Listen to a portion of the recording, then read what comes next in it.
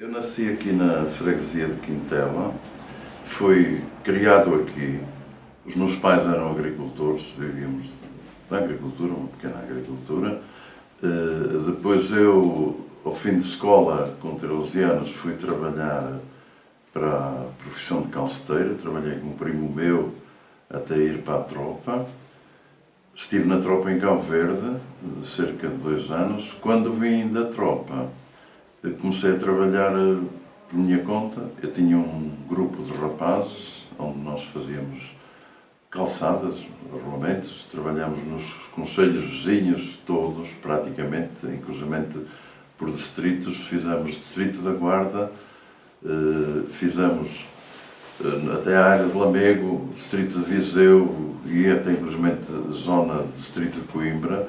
Portanto, as aldeias todas aqui da zona centro, eu reconheço muitas pessoas e pronto, o trabalho assim proporcionava, porque andávamos 15 dias numa aldeia ou um mês, consoante a obra que era, e foi assim que nós vivemos. Depois, a uma certa altura, como as coisas começaram a levar outro caminho, porque primeiro não havia contabilidades, não havia nada, não era dinheiro na mão e mesmo a nível de câmaras não havia faturamento, era um documento qualquer e depois a gente recebia a autorização de pagamento, levantava na tesouraria, consoante a importância colocava-se o selo e hoje isso não funciona assim e foi obrigado a levar outro caminho.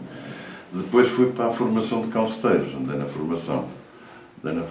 Estive em Albergaria 1 ano, estive em Vila Nova de Paiva e fiz aqui também Mundo Alto e Penalva com a ADD, portanto fiz aqui formação também. Depois, mais tarde, fui convidado para tratar das águas residuais da Citroën. Não era trabalhador da Citroën, mas sim de uma empresa que tomava conta disso. Trabalhei lá 5 anos e meio. Depois, por várias circunstâncias, resolvi reformar-me.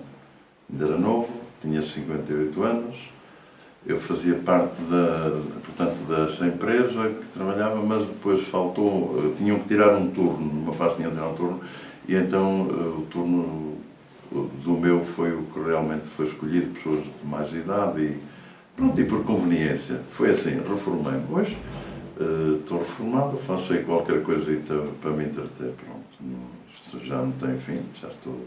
Na sua escola primária, fez aqui em Quintela? Fiz, sempre aqui. Estavam juntos rapazes e raparigas ou estavam separados? Separados, fomos sempre separados. Ainda me recordo que fizeram a divisão de escolas com o muro de pedra, fizeram o muro de pedra, e depois esse muro mais tarde foi retirado, e depois isto ficou reduzido. Ficou muito reduzido a população, porque hoje já não existe aqui escola primária.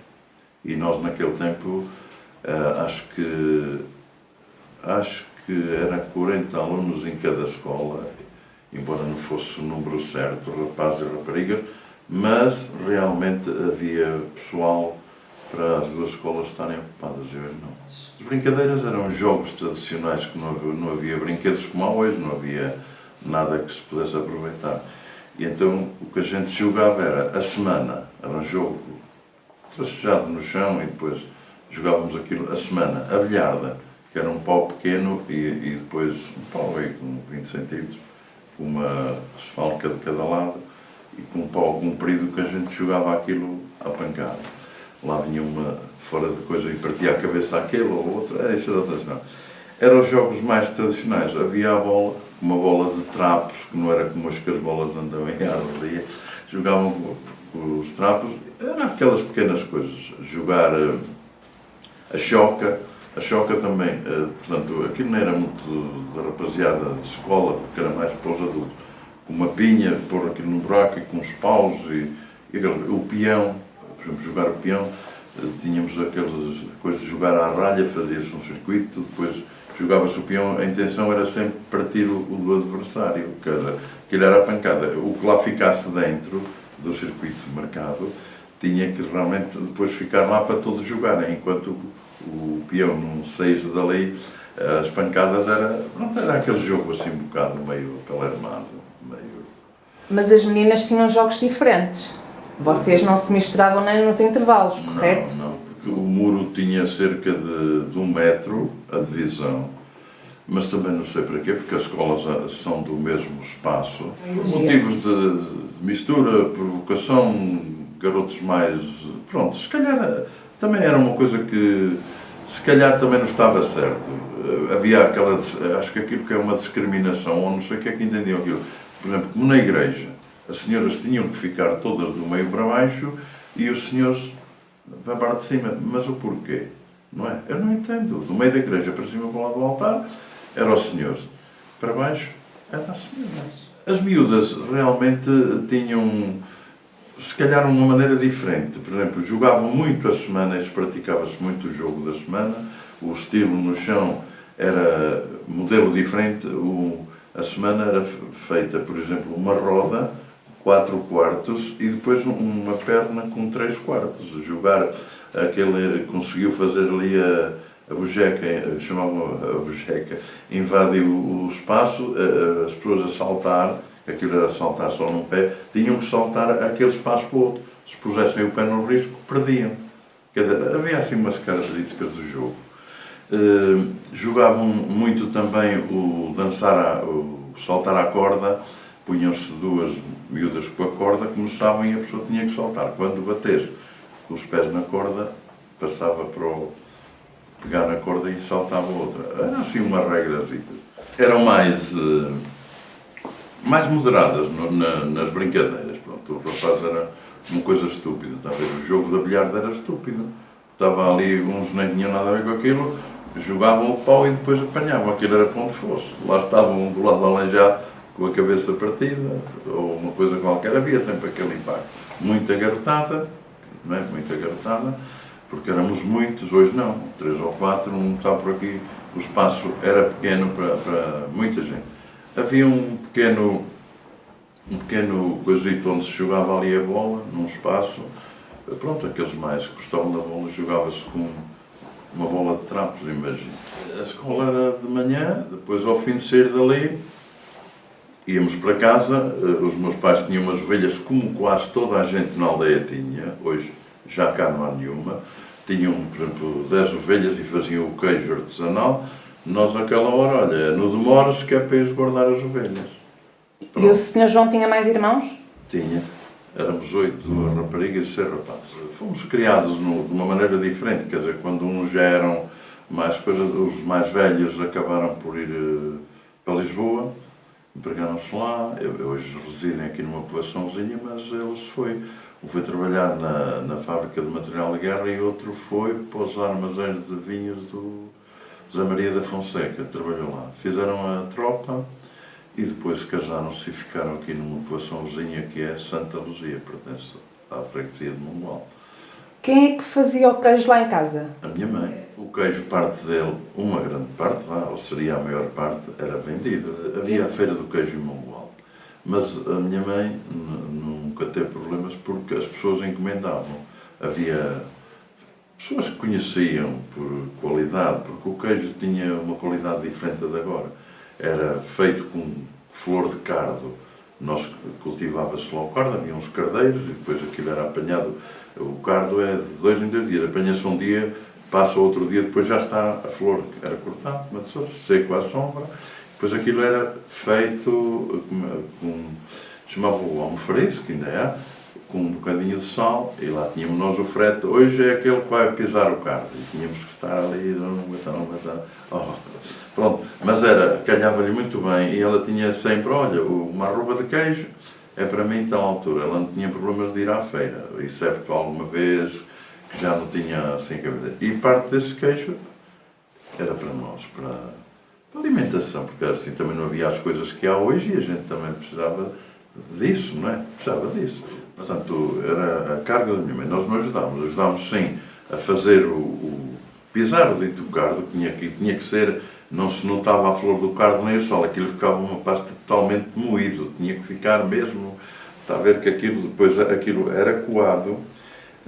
O queijo, toda a vida se disse que quer muita, muita limpeza. O sabor do queijo tem a ver com a limpeza. A minha mãe, o queijo quando estava fresco, ficava um dia no agenço, ficava ali, depois que já estava formado, ela tirava, tinha que mudar os panos constante, não era de hora em hora, vamos ver, tinha um espaço, e aquilo, porque senão começa a ganhar aquele tarro e a azedar e apanhar o renço e o mau cheiro, tinha que ser depois lavado, devia ser enxuto e colocado em panos limpos, mas ele ia criando o soro até que ficava realmente encascado, curado, com aquela cor de queijo. Aquilo era 5 estrelas. E amanteigado, isso tem muito a ver. Manteigado, uma certa altura, não é? Depois ele perde a manteiga. O queijo, se estiver ao ambiente natural, e certo que esteja no frio, se estiver no frigorífico, ele também fica duro. Ele vai secando com o tempo.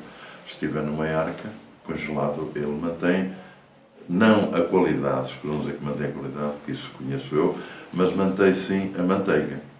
Numa arca ele mantém, só que se estiver lá, por exemplo, meio ano, se provar queijo igual, quando lá pôs, quando for tirar aquele, não tem nada a ver como ele era anteriormente, se podemos dizer. E outra coisa que é mesmo, pode ser queijo da serra, pode ser queijo de onde for, o queijo hoje não se encontra queijo com qualidade, como antigamente, o artesanal, não. E requeijão, também fazia a mãe? Era assim, fazia sempre, mas isso o requeijão era para uso, éramos muitos e depois de manhã, o pequeno almoço, quando havia, que depois aquilo não era todo ano, está a ver, aquilo mantinha-se ali, talvez começasse ali em novembro a fazer o queijo e quando era ali, por exemplo, abril, as ovelhas já deixavam de dar leite e tal, e depois cobriam-se, como se costuma dizer, engravidavam e depois já não davam leite, ficava aquele espaço, já não tínhamos. O requeijão, aquilo também era uma pequena quantidade, havia, por exemplo, 3 requeijões, aquilo para meia dúzia de pessoas, cortado, fazer o pequeno almoço, gostávamos de meter aquilo no café, meter o requeijão e depois pôr o pão e comer assim aquilo.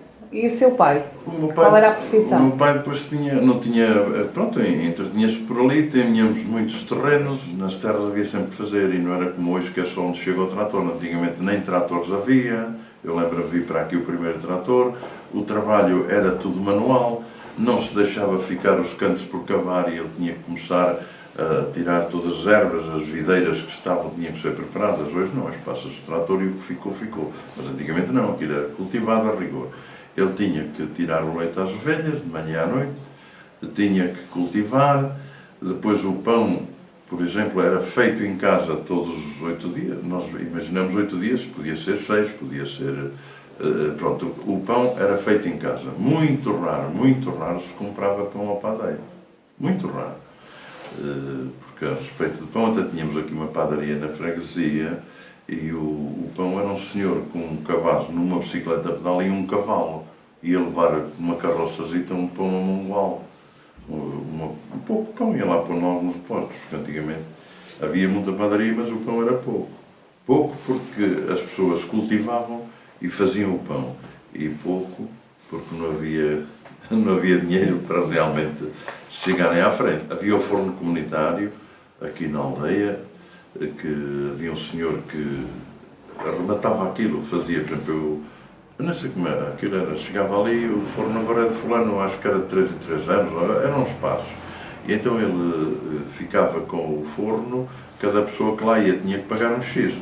Juntava, não fazia só para uma pessoa, porque o forno era grande, juntavam-se, não sei, 4, 5, dependia, e depois o senhor aquecia o forno e levavam um X e davam-lhe, acho que era um pão e mais qualquer coisa em dinheiro, não sei como era. O estilo era assim, mas nós tínhamos o forno lá na quinta, onde até muitas pessoas iam lá cozer o pão, ali vizinhos que não tinham, iam lá e pediam e coziam, pronto, aqueciam o forno e pediam.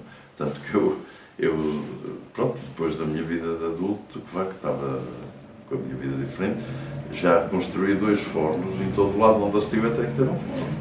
Muito original o forno, não tem nada a ver, eu também lá tenho forno elétrico, também tenho essas brincadeiras, mas ainda no domingo os meus filhos vieram almoçar comigo e eu tive que aquecer o forno, pus o forno de lenha, coisa, não tem nada a ver. Os meus filhos admiram-se, porque eu gosto de cozinhar e tenho uma maneira de estar na vida. Eu, por acaso, uma coisa que é muito... o arroz de pato eles adoram. Eu crio, faço e a travessa, ou melhor, a assadeira, ir ao forno de lenha, não tem nada a ver com meter no forno elétrico. O sabor é diferente, porque enquanto o forno elétrico, está a criar vapor que o forno vaporiza e não seca. E o forno, portanto, isto o elétrico, o de lenha, o calor queima, enxuga. O que é que coziam mais além do pão no forno? Eram os bolos da Páscoa, por exemplo, aquelas coisitas tradicionais. Era o bolo de azeite, as trigamilhas, que é uma mistura de farinhas e tal. Depois coziam o trigo lavado. Coisas importantes.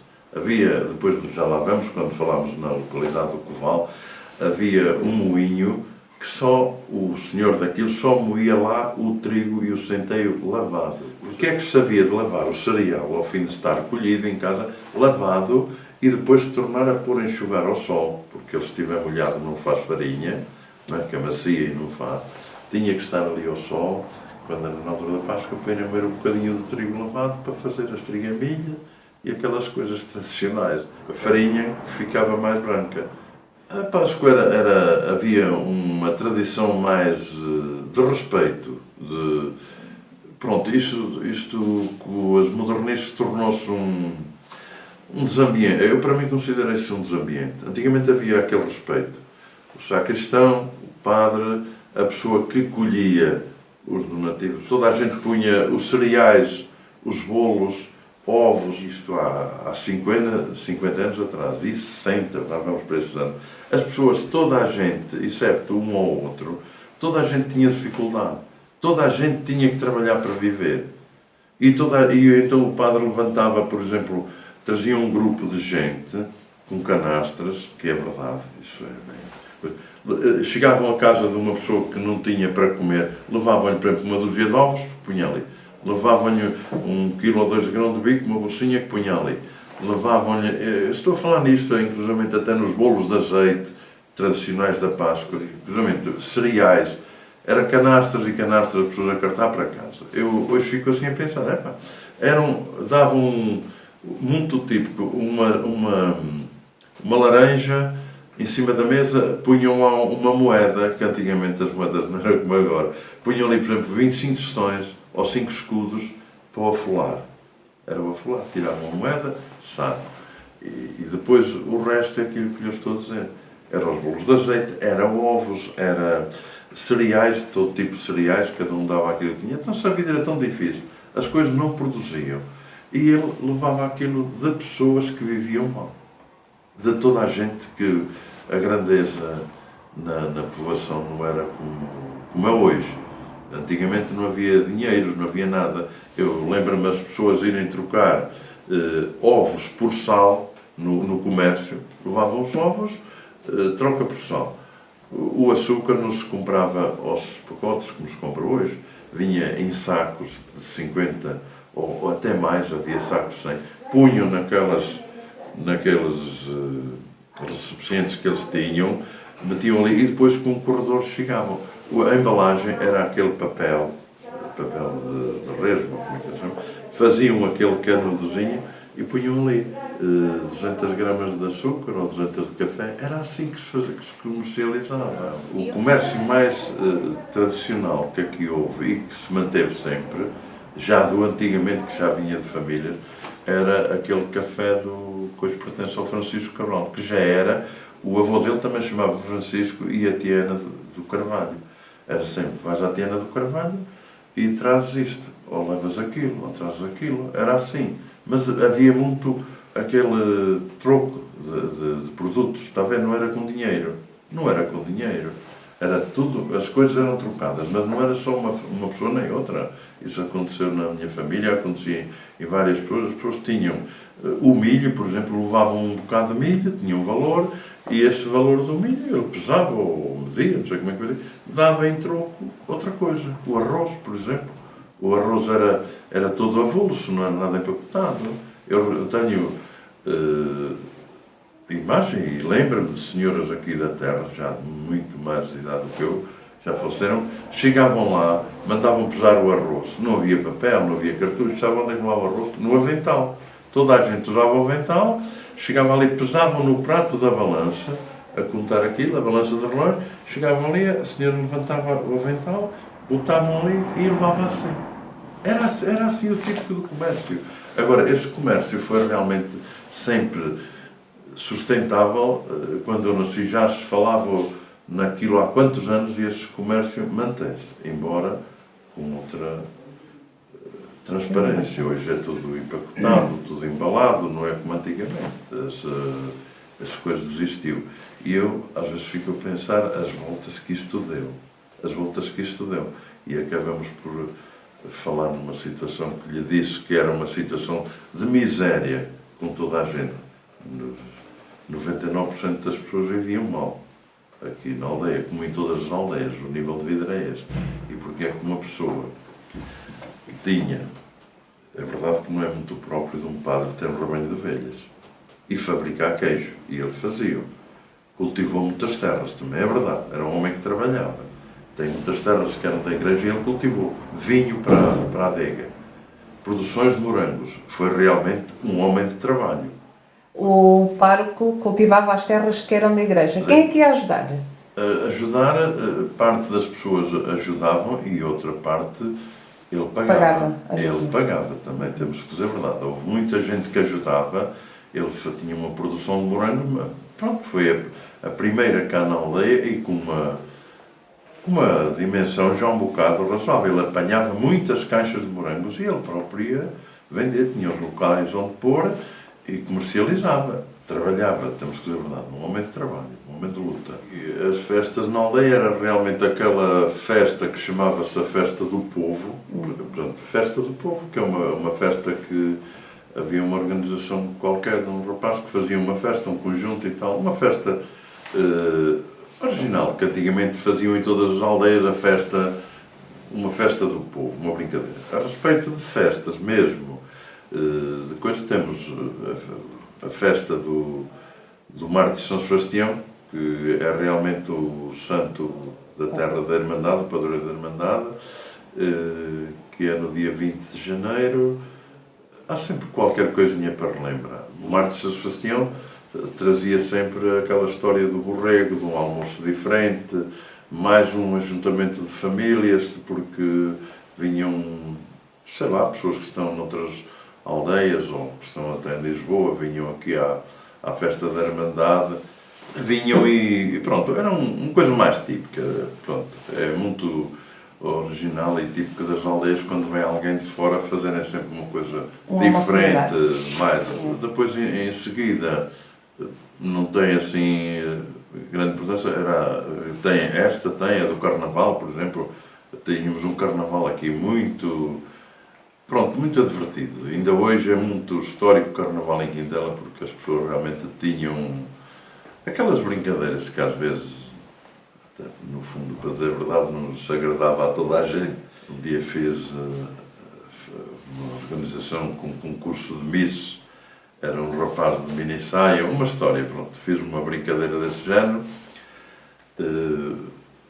e teve um sucesso. Tive uma vez o cuidado de arranjar ainda estão aí num sítio, cerca de 60 malas de viagem. Não é brincadeira, todas iguais, toda a gente queria saber onde é que eu fui buscar aquilo, e ainda estão aí. E foi bastante original, não devia dizer isto porque se calhar estava a faltar ao respeito às ideias de alguém, penso eu, porque fizemos uma imitação como que era o Jeovás. E apareceu tudo na aldeia por vários sítios, não fomos todos, e houve uma concentração no largo.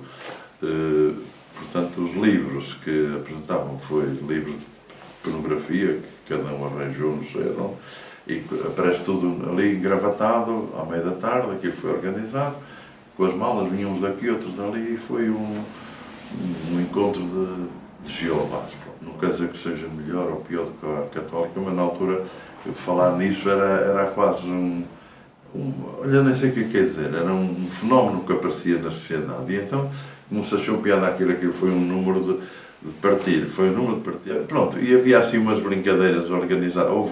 Eu consegui, uma altura, ter 20 não sei quantos ratos vivos, que não era fácil, e depois eu que organizei aquilo, fiz coisa num trator, para as pessoas se exibirem ali, né? Olha, aquilo foi de partir a boca. E depois, quando me chamaram, para ir distribuir as jiboias que havia, umas coisas para distribuir, umas jiboias, era um culpado, mas já morreu, coitado. E lá foi eu, que era o chefe da coisa, uma luva própria para não morderem, metia a mão, tirava o rato. Arrumava para o meio do pessoal, um rato vivo. Há uma senhora que ainda há tempo por acaso conhecia, estava com uma blusa, uma camisa, assim de gola larga, avolumada. Foi aquilo, o carnaval. Arrumei com o rato e o rato calhou a cair ali. Nem lhe digo nada. A mulher gaguejava, começou ali às carvalhadas e botou a mão ao rato, sujeito a mordê-la, o rato morde, logo apanhou e vai direito ao coisa, começava lá a sair, com o cachorro arrumava com ele para cima, não fazia diferença, eu estava lá, arranjei ali um estrilho, nem que as pessoas diziam assim, epá, como é que tu conseguiste arranjar tanto rato vivo? E eu disse, sabe Deus, posso criar a biberon, estive a criar isto a biberon, mas era aquela história, eu gostava muito daquilo, dessas brincadeiras, mas depois, mais à frente, morreu o meu pai, por acaso no dia da festa do Mártir, foi o funeral, a festa, como era o irmão mais velho, suspenderam a festa por causa do funeral, e muito bem, e depois veio o carnaval, quer dizer, já não havia aquela, e eu fui-me deixando, é um carnaval realmente fora no concelho, eu garanto-lhe que não há ninguém que tenha a iniciativa que tem o povo de Quintão.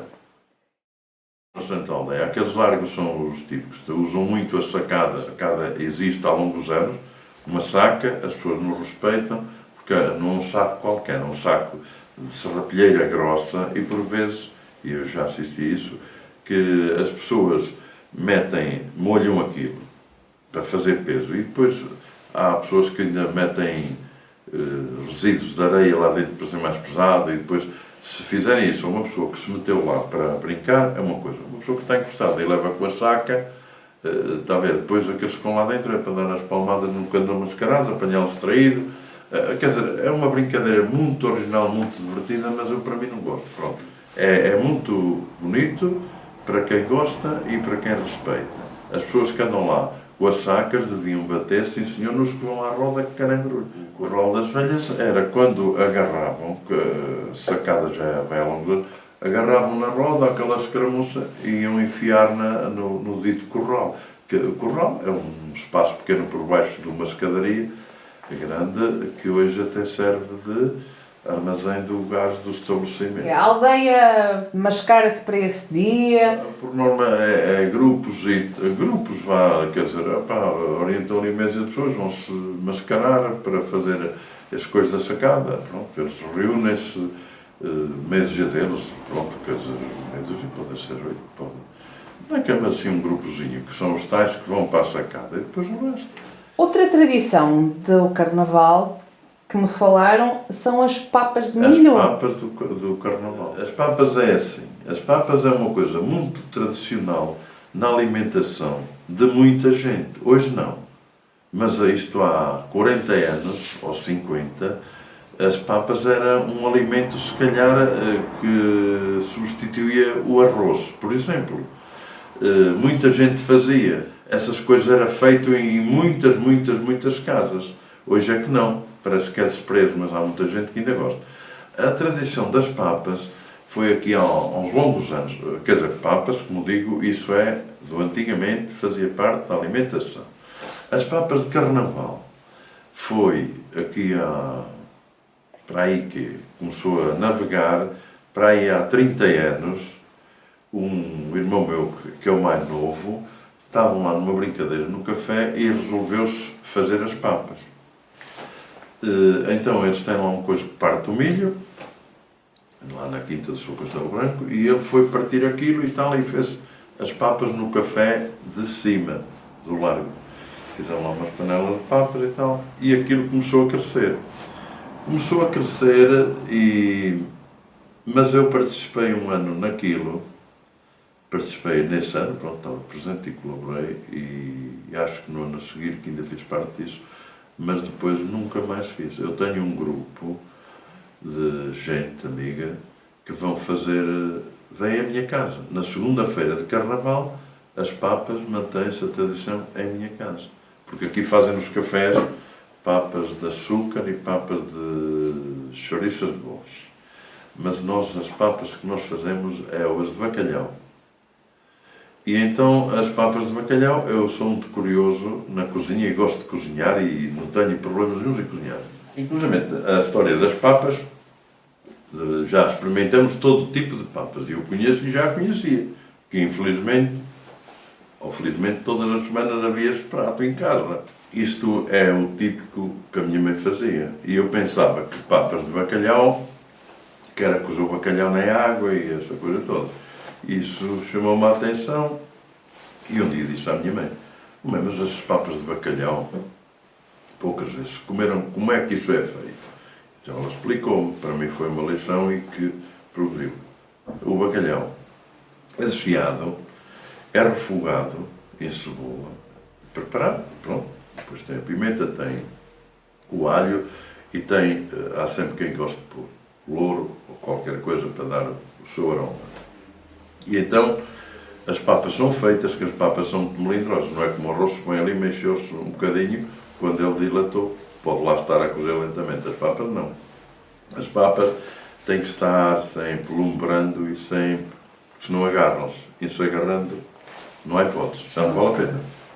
Mas começando a agarrar, não há hipótese. E eu faço ali um tachão, tem que estar sempre, tipo, com cuidado. Depois esse refogado, como deve ser, tem que se meter naquilo e depois ali é que se para e deixa-se apurar.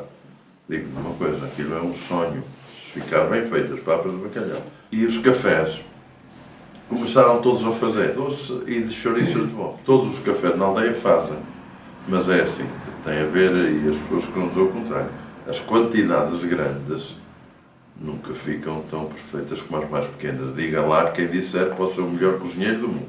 As quantidades grandes nunca oferecem as mesmas condições que oferecem uma quantidade mais pequena. No tempero, no paladar, no cozinhar, tem tudo a ver com o cozinhar. As papas de milho são feitas com o aproveitamento de uma parte do milho, certo? É feito na mesma moagem, só que é assim, quanto mais a pedra, aquilo tem uma afinação que encosta a pedra uma à outra. E depois aquilo automaticamente tem uma coisa que faz levantar a pedra. Eles mexem a pedra de cima, levanta. Ela tem que estar mais alta, que é para partir o milho e não o fazer em farinha, porque o segredo da farinha é pousar a pedra mais perto da outra. E então a farinha muito fininha é para fazer o pão.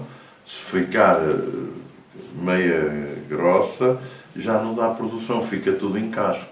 E as papas é feito assim, é o milho partido com a mão mais alta e então eles fazem o maior ou mais pequeno e tal, porque as papas elas a vender no supermercado. As ditas papas, eu já os lá vi, mas eu já uma vez comprei um saquinho para ver e aquilo é muito miúdo. Aquilo é muito miúdo e não dá o gosto. Aquilo depois o milho tem que ser muito lavado para aquele casco, aquelas partículas que deixa a casca do milho, aquilo torna-se áspero, não tem coisa. Então a gente tem que lavar aquilo bem lavado, para o casco cheio e tudo, a gente vê que não é de cima, vai quando, tem que preparar e depois pôr aquilo de molho e depois o cozinhar é como lhe digo, só ali um pequeno descuido. O Sr. João tem moinhos? Sim, já tivemos, eu não tenho, mas peço a esses dois meus irmãos que moram em Santa Luzia, eles têm para fazer, e eu peço-lhe, eles passam. A Quinta do Coval, hoje atualmente não tem moinho nenhum. Era uma povoação, portanto, uma povoação não, é um lugar que pertence à freguesia, que a minha mãe era natural de lá, eu sei onde são os moinhos, sei quem eram os donos, conheço aquilo tudo e tenho na minha memória que, de meu conhecimento e com os nomes e com as pessoas que ali viveram, eram 90 e tal pessoas, 90. No tempo de escola chegaram a vir 14 rapazes e raparigas que faziam parte da nossa escola. Vinham a pé, não havia acesso para automóveis, era só, portanto, caminhos pedonais e aqueles caminhos sem coisa nenhuma, não tinha condições nenhumas, e então, hoje, atualmente, tem um bom caminho que vão, mas também lá não mora ninguém. Tinha cerca, mais um ou menos um, eu sei muito bem, até podia ter ao certo, já me relacionei nisso, mas há um que tinha 2, outro tinha 3 e aí é confusão. Também tinha uma tia que tinha lá também dois moinhos, que era a minha tia Cidade, depois havia o campeão, não sei porque tinha um alcunha de campeão, que era o Zé Henriques, tinha, não sei se eram 3, se eram 4, depois havia o tio Manuel Varão, chamava o tio Manuel Varão, tinha 3 moinhos, que era o tal Alveiro do Trigo Lavado, não sei qual era a história, também não metia lá outro cereal, um moinho mais pequeno para isso. Havia os moinhos do tio Manuel Albertina, havia os do Chico Rico, não sei por que motivo chamavam o Chico Rico naquele tempo, o senhor já, se calhar já tinha qualquer coisa, chamavam o Chico Rico, e havia os do tio Celestino. Portanto, ao todo, garanto-lhe que seriam para aí 15 moinhos. Os cereais da Freixiosa, Santiago, havia transportes de animais. Tinham animais de carga que punham na albarda e depois punham-lhe as cargas, portanto, de lado e por cima. Levavam ali uns poucos sacos por um caminho, pronto, como ainda falamos, esses caminhos praticamente pedonais e de pouca importância daqui, direito ao ramal da Cunha Alta, Freixosa, Santiago, andavam sempre abaixo e acima, todos os dias levavam farinha, traziam grão. As pessoas davam, olha, leva-me a minha taleiga. Tinham um sinal qualquer, aquele tinha outro sinal qualquer, e depois a farinha lá ia. Pagavam um X de maquia, portanto, tiravam ali, era milho, por exemplo, o saco tinha 20 quilos, se calhar tiravam 2 ou 3 para a moagem. Era maquia, chamavam aquilo maquia.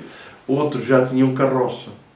A carroça e depois levavam as taleigas. Mas isso não era só daí. E aqui da aldeia tudo ia ali moer. Tudo ia numa certa altura e acabou assim. Essas pessoas, como o nosso rio é muito fraco, a água faltava, tinham suplemento moinhos na Ponte de Palhês. Ponte de Palhês, que é o ponto que dá ligação Gouveia, Mongual de Gouveia, pronto.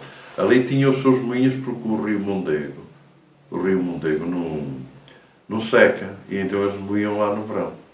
Moíam, portanto, toda a gente tinha farinha e aquilo tinha sempre que fazer. Eles viviam daquilo e eram pessoas que já viviam bem. Viviam bem porque esse tal campeão, o nome próprio José Henriques, ainda formou 2 filhas professoras. Antigamente acho que foi uma coisa muito importante. Já que falamos no Coval, também tinha, ainda hoje está lá em ruínas, o Lagar do Azeite, transformação, azeitona em azeite. Aquilo era uma... Quer dizer, olhando a localidade pequena, tinha muita gente, tinha muita coisa que dava progresso. Por exemplo, os meus avós tinham cabras deles e, além das deles, faziam um ajuntamento de cabras de todas as freguesias mais próximas. Toda a gente tinha uma cabra ou 2 e não tinham os chibos, pronto, nome próprio. E então iam lá, levavam as cabras. Umas davam leite, as que davam leite, eu sei que o meu avô levava só uma importância. Se calhar, a importância não sei o que seria, se calhar 5 escudos ou 10, ou até menos, o dinheiro era coisa. E as que davam leite, levava menos. As que não davam leite, ele tinha que tomar conta daquilo. Ele trazia sempre muitas, uma cento e tal, ali pela serra, aquilo era baldio, que é a serra da Subcastelo. Parte dela pertence a Mongualde e outra pertence a Quintela. E ali por aqueles cantos ele alimentava aquilo. As cabras andavam ali 1 mês ou 2, era o tempo que andavam ali. E eles faziam muito queijo de cabra. Não faziam só um, por exemplo, como a minha mãe fazia, um queijo por dia. A minha avó não, fazia muito. E os seus avós também viviam lá no Coval? No Coval, mas isso era uma coisa realmente... Para mim, eu considero aquilo que naquele tempo era como que fosse uma indústria...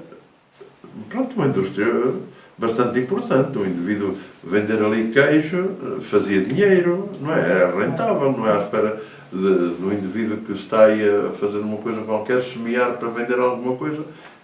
Portanto, aquilo é mais eficaz, é mais aproveitado. Era realmente um local da freguesia de Quintela, com muita produção, aproveitamento mais rápido e mais original, coisas muito, muito importantes. O Coval hoje não tem lá ninguém. Aliás, mora lá um casal que foi um restauro lá de uma quintarola, e moram lá, é as únicas pessoas que lá moram. Não tem a luz, lá tem geradores e painéis e vivem ali, portanto escolheram aquele local para ver. É um local bonito, um local... Pronto, hoje não é nada porque toda a gente fugiu de lá. Não tinha acesso, não tinha luz, não tinha nada, senão hoje aquilo ainda era uma povoação. Os moinhos foram-se deteriorando, também não é rentável, não é? Não há água, como antigamente, por exemplo, antigamente o rio não secava, hoje seca total. Hoje o rio, quem for daqui sei lá, do Lobito todo Quintela até lá onde ele vai desaguar, se calhar não encontra água para nada. Alguma coisa que encontra de umidade é das fossas que estão ligadas ao rio. Existiu em tempos uma fábrica de sabão aqui em Quintela. Fábrica de sabão. Portanto, a fabricar no meu tempo, não. Mas ainda há bem poucos dias falei com um rapaz, disse-me que o avô dele, bastante meu conhecido, que não morreu há muitos anos, era o indivíduo que ia levar o sabão com um cavalo, uma carroça, a Viseu. A fábrica de sabão, hoje está lá uma casa que era de uma família rica, das mais ricas de Quintela, ou se calhar a mais rica, tinha um património muito grande, tinha essa fábrica de sabão, portanto, atualmente há gente que funcionou lá, esse senhor que morreu, não há muitos anos que ele morreu, que era o tal que levava o sabão a Viseu. Portanto, hoje tem acesso bom, mas naquele tempo era um caminho, ia bem, um cavalo com uma carroça, um carro de tração animal, de bois, ou o que fosse, estava ok. Mas havia essa fábrica, tínhamos sapateiro aqui na aldeia, tínhamos ferreiro, transformação de ferro, portas, história. Tínhamos os ditos estabelecimentos, tínhamos o forno comunitário, tínhamos alfaiate também, tínhamos a moagem, que era uma moagem industrial, mas não tinha nada a ver com os moinhos do Coval. Os moinhos do Coval eram uns moinhos de pequena dimensão e depois o funcionamento era muito lento, por isso é que as farinhas eram muito apreciadas no Coval, porque o moinho moía lentamente e aquilo não aquecia, está a ver? Era o rodismo. Agora não, tínhamos aqui uma industrial que tinha uma moía a água e a motor, a gasóleo, e depois passou a elétrico. Foi esse senhor que eu estava a dizer que era o da fábrica São Henrique que montou aquilo, a sociedade com o indivíduo, que era o Sr. Figueiredo. Mais tarde ficou ele só com aquilo, o Sr. Figueiredo. É uma roda daquela estocada à água, que é uma coisa importantíssima, que faz, é uma capacidade diferente das moinhos do Coval. E depois tinha duas mós, moía mais numa hora, uma mó daquelas do que moía duas do Coval num dia. Essa fábrica de moagem é ali ao pé da ponte, na entrada de Quintela? Sim, logo ali assim. Portanto, não tem nada a ver, mas as farinhas da moagem do Coval também não tinha nada a ver, porque a farinha a rotação é tanta que a farinha sai quente, sai mesmo quente. Tem alturas que um tipo pega na mão até ficar assim um bocado. E então a farinha já não tem, o aquecimento na farinha e o desequilíbrio de temperatura tira a qualidade, está a ver? Mas isso acontece em muita coisa. E a farinha do Coval, pegava nela, era uma temperatura normal, não tinha aquecimento, a velocidade era tão pouca que não aquecia. Por isso é que as pessoas gostavam as pessoas, eu via a minha mãe, quando depois lá já não moíam, tínhamos que recorrer a esta, não é? Mas elas todas tinham que fazer. Todas as mães tinham que fazer naquele tempo. Então, e que outras atividades é que eram típicas daqui? No distrito de Viseu era muito comentado que terra dos calceteiros era Quintela e Travassós, Viseu. Nós conhecíamos isso como tal. Eu comecei, mais ou menos aos 13 anos, com um primo meu, mas naquele tempo, como já referenciei há bocado, não havia contabilidade nada. Tu vais trabalhar para aqui, e depois, é assim, ele se quisesse lá 10 a trabalhar, tinha 20, porque não havia onde ganhar e a miséria era assim. Eu fui até à tropa, andei sempre com ele. Aprendi algumas coisas com ele, sim senhor. Quando vim da tropa, pronto, é como diz o ditado, fez-me à vida. Tinha muito conhecimento e as pessoas conheciam, precisavam de trabalhos feitos e depois, a nível de câmaras, tinha um relacionamento muito... Então os trabalhadores de Quintela calcetaram muitas ruas aí pelo distrito? Sim, certo? sim, foi. Aqui gastava-se muito pedra, em termos de pedra, nós aqui tínhamos... Há muita pedra, mas havia poucos cortadores de pedra. Onde cortavam muito aqui era na Roda. Ali, nas Serras da Roda, porque tem a ver com a qualidade da pedra, não quer dizer que a nossa tivesse... Hoje, atualmente, a pedra, há muito corte de pedra ali para os lados, por exemplo, de Penalva. Mas hoje usam as máquinas. Antigamente era tudo manual. Os cubos, os paralelos, os cubinhos mais pequenos, é tudo feito manual. Tudo cortado manual. E então era mais perfeita, a pedra era mais perfeita. E então também tinha a ver. Antigamente, qualquer trabalho que se fazia, hoje cada um faz e bota terra e areia e tudo serve. Antigamente tinha que ser feito com areia do rio e vinha a fiscalização. Nós aqui no distrito de Viseu, a Junta Autónoma, havia a casa da organização, é que vinham fiscalizar os trabalhos. Chegava ali o fiscal e então punha-nos ali, isto não é para cobrir, só venho cá tal dia. E tínhamos que deixar aquilo sem areia, para ele ver. A calçada tinha uma regra, tinha que ser toda rejuntada, travada e com juntas não superiores à medida que eles exigiam. Hoje não. Hoje tanto faz a junta ser corrida como ser travada, bota a terra por cima, cada um faz à sua maneira, Deus bota lá a terra em vez de areia. Antigamente não. Aquilo, se chegasse ali um fiscal que chegasse ali e dizia assim, olha, isto é para arrancar tudo. Não havia mãos a medir. Tínhamos que arrancar. Mas será assim, pessoas, já quando andava, eram os gajos da organização que vinham fiscalizar mesmo. E eu conhecia as pessoas, pronto, a Vila de Fornos, Algodos, não é tão pequena como isto, está toda reposta por mim. Zonas que não havia, aquele bairro, quando vieram retornados, foi eu que fiz aquilo tudo. Outra das atividades associadas aqui a Quintela também não era a extração da areia do rio? Sim, havia a extração da areia do rio, porque havia muitos enchentes. A origem da areia era... Havia muitos enchentes, portanto, muitas chuvas, os terrenos eram todos cultivados. E quando vinham os enchentes, os rios se transbordavam e levavam a areia para o rio. Nestes açudes, nestes pontos mais coisas, estavam sempre referenciados à extração da areia. A extração da areia, o responsável pela transformação da areia do rio, lavá-la e essa coisa toda, era o meu falecido pai. E então, embora isso fosse propriedade desse António Figueiredo, as areias eram para ele e ele é que pagava as licenças ou pagavam aos indivíduos que tinham as confrontações. Não sei como é que isso era feito, mas era uma autorização de alguém para tirar. E o meu pai é que administrava aquilo, é que andava ali a tirar, a lavar, havia uns rodos com cabo de madeira para passarem a areia pela água, iam puxando para cá, iam carregando, e as mulherzinhas, coitadas, e era um favor a aparecer lá trabalho desse, com uma caixota, era 3 pasadas, cada pessoa, 3 pasadas. Chegavam a levar a areia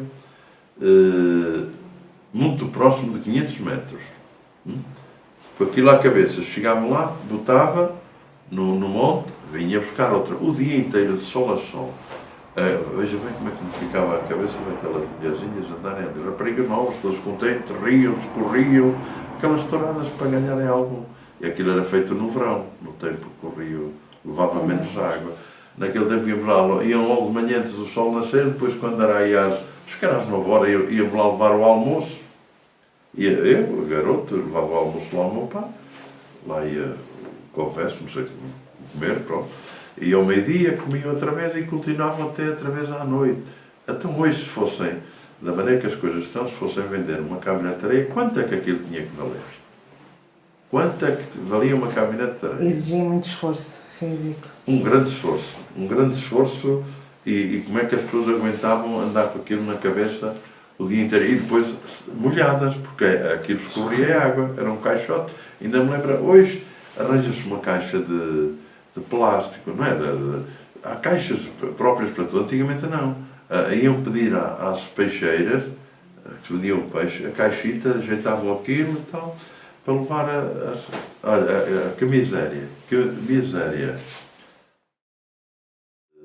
A população daqui de Quintela nunca se entendeu, hoje não acontece isso, mas antigamente não se entendia muito bem com as populações de Real, dessa Nova do Castelo. Mas havia uma grande rivalidade, o porquê não sei, que até essas pessoas para passarem aqui para o lado de Mongual tinham que andar aí por caminhos vizinhos, não passavam aqui pelo centro.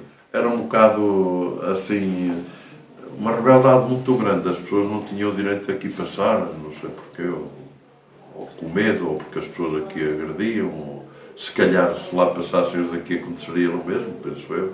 Hoje não, hoje está tudo amigo. São povos aqui que confinam um com o outro. Confina, até porque a freguesia de Real também tem, portanto, um local que é a Ribeira, considerado uma pequena povoação que pertence à freguesia de Real. É a única povoação aqui na nossa ligação de freguesias que pertence a Real, mas é a única que está para cá do rio. A ponte, perante a lei, perante a maneira de ver, acho que aquilo que devia pertencer aqui a Quintela. Mas pronto, eles dão-se bem connosco, vêm à missa aqui e parte das coisas resolvem aqui da nossa parte, até o comércio, comprar alguma coisa é aqui, e para Mongualde é onde eles fazem as coisas, portanto aquilo pertence a Penalva. Mas pronto, está bem, ali falam na freguesia de Real, não sei se englobava também a Ribeira, que é um anexo da freguesia, da mesma. Mas pronto, havia realmente isso. Melhorou muito o nível de vida. As pessoas não são tão massacradas, a vida é mais favorável, enfim, coisas que eu considero que melhorou isto, praticamente podemos dizer 100%. O nível de vida das pessoas melhorou 100%. Antigamente era uma escravidão. Mas com essa história da escravidão, eu acho que a evolução e as tecnologias também falham como falhavam os antigos. Já sei que referenciaram uma situação que eu há bocadinho falei. Em termos de população, havia muito mais gente. E acabamos por confirmar, a nível de escola, que realmente havia muito mais gente, mais população, nascimentos de crianças. E há uma coisa que eu realmente tenho conhecimento de pessoas que morreram antigamente, na parte de nascimentos, não havia enfermeiras, não havia nada. Até porque eu não sou muito antigo e recorda-me que no Conselho de Mongualde havia 4 médicos resolviam os problemas da situação e iam a todas as casas das pessoas, inclusivamente que já falamos no Coval, o médico deixava o carro cerca de 2 km e ia ao Coval a pé, consultar a pessoa. E tinha médico para toda a gente. Hoje, tanto os médicos, tanto os enfermeiros, não chegam a nada. E a história dos partos, por exemplo, era feita por 2 senhoras curiosas que nem ler sabiam, que ainda há um bocadinho me lembrei da tia Piedade do Vaz. Foi quem fez aí mais partos na freguesia. E toda a gente tinha filhos, tanto que do meu ano acho que éramos 16 rapazes e todos os anos era sempre assim, 14, 18, não incluindo raparigas, portanto todos os anos era uma multidão quando íamos à inspeção, é que se via. Depois da inspeção, passados uns tempos iam para a tropa, certo? Sim, depois portanto havia a inspeção. Que era aonde a inspeção? Em Mongualde, no edifício da Câmara. Havia uma sala que vinha lá uns peritos, não sei do Exército, e vinham inspecionar as pessoas, pronto, fisicamente e tal.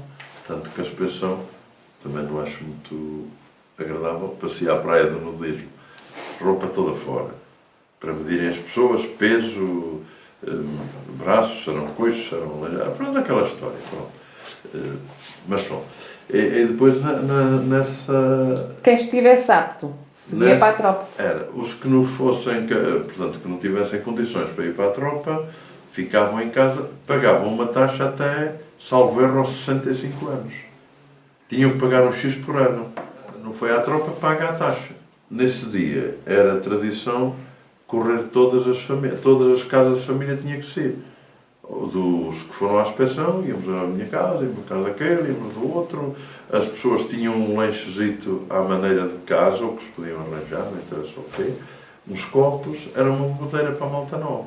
Antigamente, o estabelecimento para vender uma grade de cerveja, uma caixa de cerveja, se calhar estava aí um mês. Hoje não, mas vende em 5 minutos, da forma que a cerveja entrou no...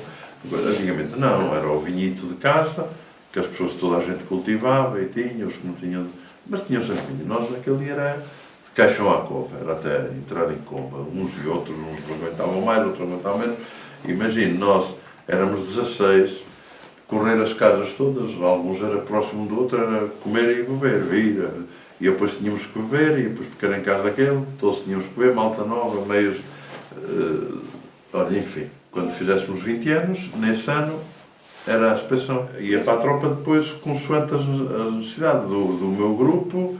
Foram uns em janeiro, havia 4 corporações. Era janeiro, abril, e depois acho que era em setembro, e depois no fim do ano. Eram divididos. Divididos não, até podiam ter o caso de ir os daqui irem todos em janeiro, ou no em janeiro irem todos... Era conforme... Chamavam em função das necessidades. A minha tropa foi feita em Viseu, tirei a recruta em Viseu, que foi 2 meses e pouco. De Viseu fui para Lisboa, fui tirar a especialidade na Polícia Militar e depois fui para Cabo Verde. Estive em Cabo Verde. Para dizer a verdade, aqui a recruta foi um bocado... assim, pronto, em forma de entendimento, deixar a família, deixar tudo. Então, depois em Lisboa foi uma especialidade muito esforçada, muito...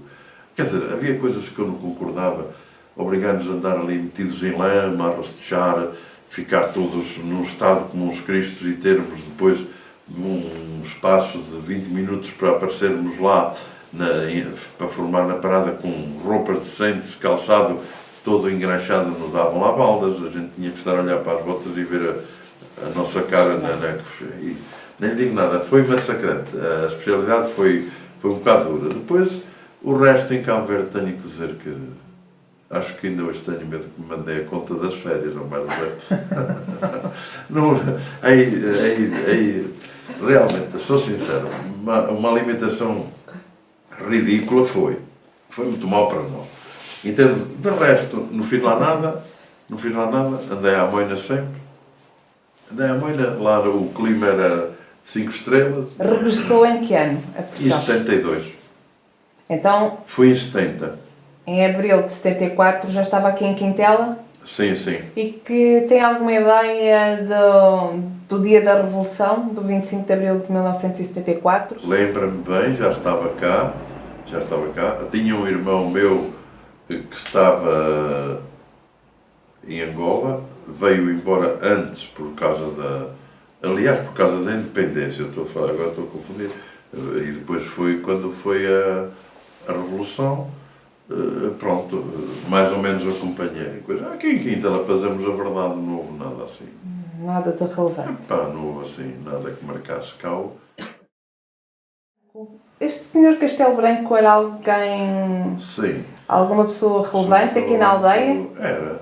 Uma pessoa que ainda viva, tem 94 anos. Tinha um património muito grande, era de uma gente bastante nobre, tem em Forno de Algodas uma quinta muito importante, a Casa de Brasão pertence ao Sr. Castelo Branco, portanto era do pai. O Sr. Castelo Branco era realmente uma pessoa...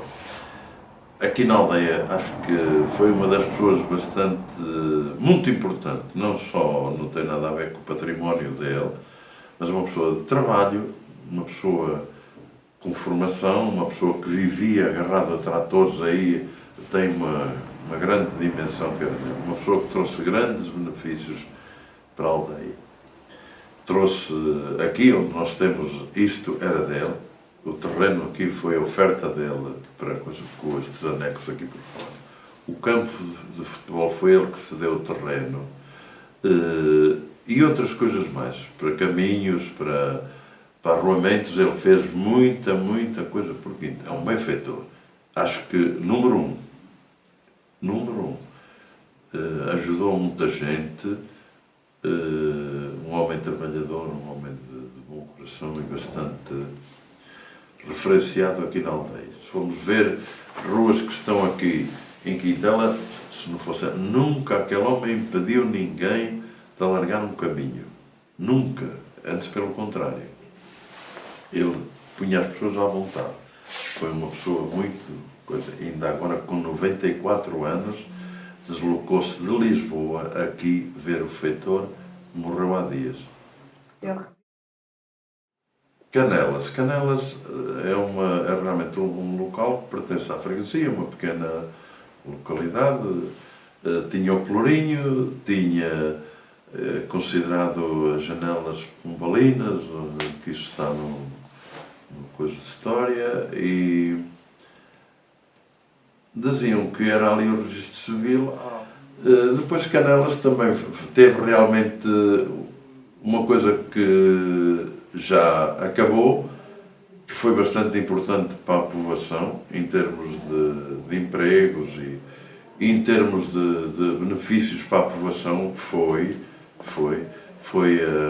a exploração de granitos, que foi a tal história de calçadas. Houve ali muita pedra transformada em calçada, muita mesmo, através de máquinas. Houve a transformação de granitos serrados. Essa indústria esteve na povoação, freguesia de Quintela, povoação de Canelas, local de Canelas. Realmente já tudo, pronto, terminou.